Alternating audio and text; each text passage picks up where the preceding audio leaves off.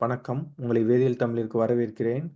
இந்த chemistry 24x7 நெடுந்தொடரில் நம்ம முந்தைய போட்டித் தேர்வு நாட்களை ஒன்றா பார்த்துக்கிட்டே வர்றோம். அந்த அடிப்படையில் நம்ம இன்னைக்கு ஒரு கேள்வியை பற்றி பார்க்க போகிறோம். அதற்கு முன்னதாக நம்ம சேனலுக்கு யாரும் சப்ஸ்கிரைப் பண்ணாமல் இருந்தீங்கன்னா சப்ஸ்கிரைப் பண்ணுங்கள். வாங்க இன்னைக்கு என்ன கேள்வின்னு சொல்லி நம்ம பார்க்கலாம். ஸோ இந்த தொடர் வந்து நம்ம எல்டிஏ சார்ந்த ப்ராப்ளத்தோட தொடர்ச்சி தான். ஸோ இந்த கேள்வி வந்து சிஎஸ்ஐஆர் 2017ஆம் ஆண்டு கேட்கப்பட்ட கேள்வி. இந்த கேள்வியின்படி 2-புரோமோ அனிசோல் முதல் படியில் எல்டிஏ கூட வினைபுரியுது. அதை தொடர்ந்து ஆனையான் ஆஃப் டைமெத்தில் மொலோனேட் கூட வினைபுரியுது. அப்படி வினைபுரியும் பொழுது நமக்கு ஏங்கிற ஒரு இன்டர்மீடியேட் கிடைக்குது. இந்த ஏங்கிற இன்டர்மீடியேட் வந்து அதை தொடர்ந்து நமக்கு பிங்கிற ஒரு ப்ராடக்டாக மாறுது. ஸோ கீழே வந்து 4 விடைகள் கொடுத்துருக்காங்க. வாங்க எது சரியான விடைன்னு சொல்லி நம்ம சேர்ந்து கண்டுபிடிக்கலாம். ஸோ முதல்ல என்ன நடக்குது அப்படின்னு பார்த்தீங்கன்னா 2-புரோமோ அனிசோல் வந்து எல்டிஏ கூட வினைபுரிகிறது. எல்டிஏ பற்றி நம்ம சேனலில் ஏற்கனவே நம்ம வந்து விரிவாக பார்த்துருக்கோம். யாரும் பார்க்கல அப்படின்னா டிஸ்கிரிப்ஷனில் லிங்க் இருக்குது, பாருங்கள். ஸோ எல்டிஏ வந்து ஒரு நான் நியூக்ளியோஃபிலிக் ஸ்டெரிக்கலி ஹிண்டட் ஸ்ட்ராங் பேஸ். இது பொதுவாக அசிட்டிக் பொசிஷனில் இருக்கக்கூடிய புரோட்டான்களை வந்து அப்ஸ்ட்ராக்ட் பண்ணும். ஸோ இங்கே நம்ம கேஸுக்கு வந்தோம் அப்படின்னா இந்த 2-புரோமோ அனிசோலில் இங்கே இருக்கக்கூடிய புரோட்டானை வந்து அப்ஸ்ட்ராக்ட் பண்ணுது. ஏன் பர்டிகுலரில் இந்த புரோட்டான் அப்படின்னா, ஸோ இந்த புரோட்டான் தான் மோர் அசிட்டிக்காக இருக்குது. அதற்கு காரணம் என்ன அப்படின்னு பார்த்தீங்கன்னா, இங்கே இருக்கக்கூடிய மீத்தாக்சி ஆக்சிஜன் வந்து இண்டக்டிவ்லி எலக்ட்ரானை விட்ரா பண்ணுது இந்த இடத்துல இருந்து. அதே போல் புரோமினும் வந்து இந்த இடத்துல இருக்கக்கூடிய எலக்ட்ரான்களை வந்து இண்டக்டிவ்லி விட்ரா பண்ணுறதுனால இந்த பர்டிகுலர் சிஹெச் வந்து பார்த்திங்கன்னா மோர் அசிட்டிக்காக இருக்கும். ஸோ இதன் காரணமாக எல்டிஏவை பயன்படுத்தும் பொழுது நமக்கு இங்கே இருக்கக்கூடிய புரோட்டானை அப்ஸ்ட்ராக்ட் பண்ணி நமக்கு இந்த மாதிரி ஒரு ஆனையான் கிடைக்கும். இப்போ இந்த நெகட்டிவ் சார்ஜ் வந்து இந்த இடத்த நோக்கி நகரும் பொழுது நமக்கு பிஆர் மைனஸ் வெளித்தள்ளப்பட்டு நமக்கு பென்சைன் இன்டர்மீடியேட் வந்து நமக்கு கிடைக்கும். ஸோ பென்சைன் இன்டர்மீடியேட் வந்து பார்த்தீங்க அப்படின்னா ஒரு ஹைலி ரியாக்டிவ் இன்டர்மீடியேட். ஸோ இந்த பென்சைன் அதற்கு அடுத்த படியில் ஆனையான் ஆஃப் டைமெத்தில் மொலோனேட் கூட வினைபுரிய போகுது. ஸோ அதற்கடுத்து நம்ம இங்கே பார்க்க வேண்டியது ரீஜியோ செலக்டிவிட்டி. ஸோ இந்த பென்சைன் கெமிஸ்ட்ரியில் ரீஜியோ செலக்டிவிட்டி வந்து ஒரு மிகப்பெரிய பிரச்சனை. ஸோ அதை எப்படி சால்வ் பண்ணலாம் அப்படின்னு பார்த்தீங்கன்னா, ஸோ இங்கே பர்டிகுலராக இந்த பொசிஷனில் இருக்கக்கூடிய சப்ஸ்டியண்ட்டை பொறுத்து அதோட எலக்ட்ரானிக் நேச்சரை பொறுத்து நம்ம ரீஜியோ செலக்டிவிட்டியை ஈஸியாக ப்ரெடிக்ட் பண்ணலாம். இப்போ எடுத்துக்காட்டாக பார்த்தீங்க அப்படின்னா இங்கே மீத்தாக்சி குழு வந்து இந்த பொசிஷனில் இருக்குது. ஸோ மீத்தாக்சி குரூப் பற்றி நமக்கு தெரியும்.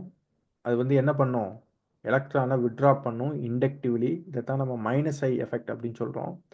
அது மட்டும் இல்லாமல் மீத்தாக்சி குழு வந்து மீசோமரிக்கலி எலக்ட்ரானை ரிலீஸும் பண்ணும். சரிங்களா?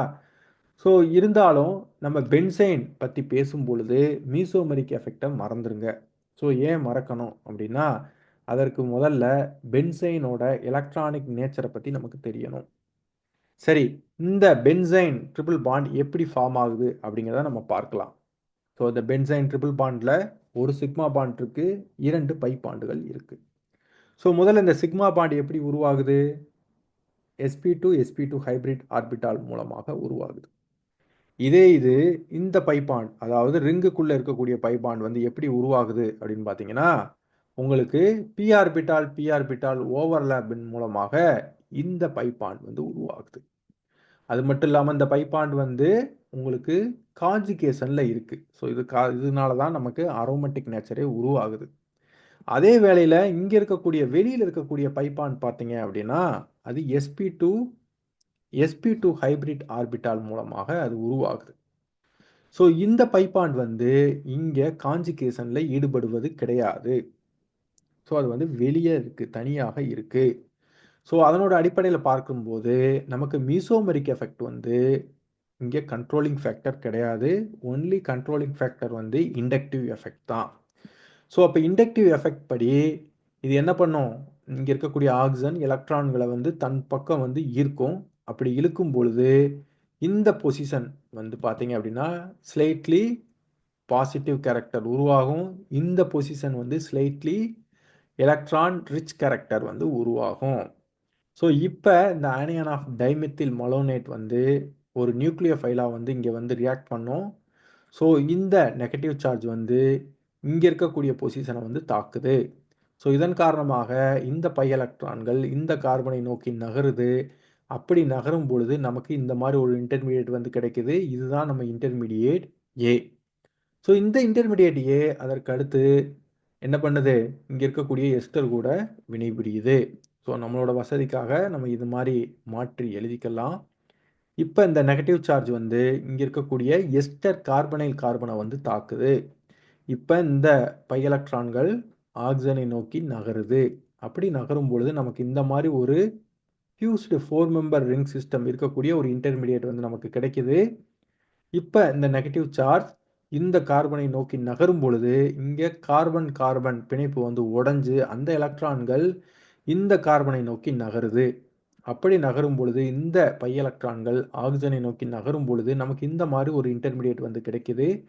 இந்த இன்டர்மீடியேட் வந்து நம்ம ஒர்க் அப் பண்ணும் பொழுதோ அல்லது சால்வெண்ட் மீடியத்துல இருந்து H+ எடுத்துக்கிட்டு நமக்கு இந்த மாதிரி ஒரு ப்ராடக்டை வந்து கொடுக்குது. சரி, வாங்க நம்ம கேள்விக்கு போகலாம். ஸோ இதுவரைக்கும் நம்ம விவாதிச்சதோட அடிப்படையில் பார்க்கும் பொழுது கீழே கொடுத்துருக்கக்கூடிய விடைகளில் மிகவும் சரியான விடை வந்து ஆப்ஷன் 1 தான். உங்களுக்கு இந்த விரிவுரை புரிஞ்சிருந்துச்சு அப்படின்னா லைக் பண்ணுங்க, ஷேர் பண்ணுங்க, கமெண்ட் பண்ணுங்க.